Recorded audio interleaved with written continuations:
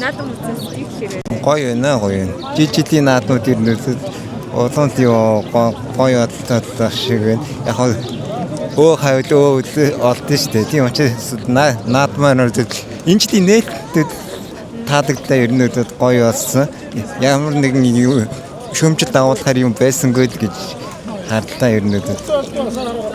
Бас өмнө жилийнхээс энэ жилийнх ямар ялгаатай онцлогтой байна вэ таны? Онцлог нь өмнө жилийнх чинь нөгөө юу төгөлдөр хооронд явж байгаа нөгөө шөмждөд ороодсэн шүү дээ. Тэр мөрөө өдөр ирнэдэд байсан юм шиг. Тэгээд залуу дуучдыг юу ороод ирж байгаа надад бас зөв гоё юм наадмын залуучуудыг ер нь залуу артистуудыг их оруулаасай л гэж боддгийг ялангуяа хипхопчдыг гэж. Өөр бас нэг зөндөл үзүүлбэр үзүүлсэн шүү дээ. Үзүүлбэрүүдээс бас хамгийн гоё сонирхолтой нь юу байв?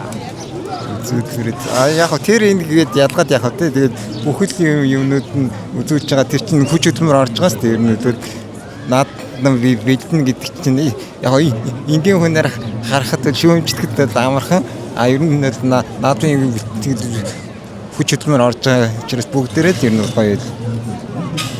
За хүмүүстэй одоо хандаад гоё сайхан наадмын мэдлэгээ төшөөлөөч.